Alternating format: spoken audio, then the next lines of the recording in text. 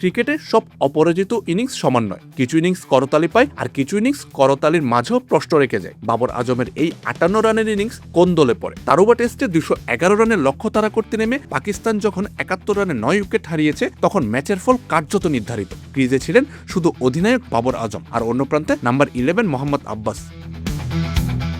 বল হাতে 5 উইকেট নেওয়া আব্বাস ব্যাট হাতেও দারুণ লড়াই করেন। বাবরের সঙ্গে শেষ উইকেটে 49 রান যোগ করেন, টিকে থাকেন 12 ওভার। শেষ পর্যন্ত জেডেন সিলসের এলবিডব্লিউর ফাঁদে পড়ে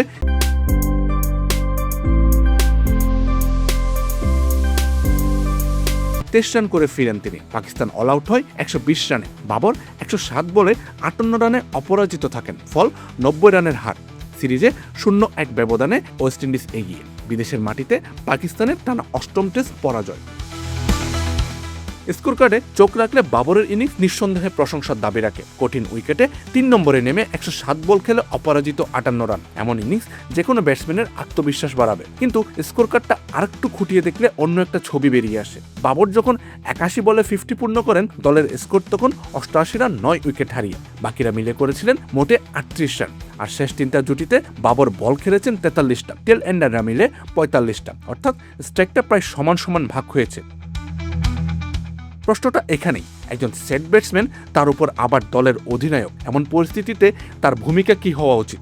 তিনি কি যতটা সম্ভব স্ট্রাইক নিজের কাছে রেখে টেল এন্ডারকে ঝুঁকির বাইরে রাখবেন, নাকি স্বাভাবিকভাবেই ব্যাটিং চালিয়ে যাবেন যেখানে স্ট্রাইক পরিবর্তন হওয়াটা অনিবার্য? ম্যাচ শেষে বাবর নিজেও স্বীকার করেছেন পাকিস্তান ব্যাটিং ইউনিট হিসেবে ভালো করতে পারেনি এবং বড় কোনো জুটি গড়তে পারেনি। কথাটা সত্যি, কিন্তু অধিনায়ক হিসেবে তার নিজের সিদ্ধান্তগুলোও কি সমানভাবে প্রশ্নের বাইরে? এখানেই এক ইনিংসের 2 রকম ব্যাখ্যা হতে পারে। একদিকে ধসে পড়া ব্যাটিং লাইনে একাই শেষ পর্যন্ত লড়ে যাওয়া একজন অধিনায়ক, যিনি কঠিন উইকেটে অপরাজিত থেকে দলের সম্মান কিছুটা হলেও রক্ষা করেছেন।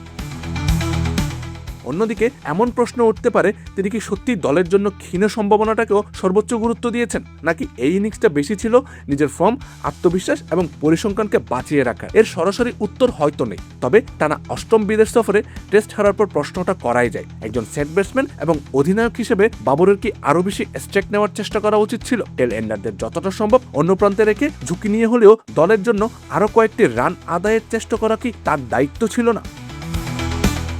পরিসংখ্যান বলবে বাবর অপরাজিত 58 রান করেছেন, কিন্তু ক্রিকেটের বড় প্রশ্নটা থেকে যায়, এই 58 রান কি শুধু সুন্দর একটি ইনিংস, নাকি এটি এমন একটি ইনিংস যেখানে দল জেতার শেষ সম্ভাবনাটাও আরও আগ্রাসীভাবে খোঁজা যেত?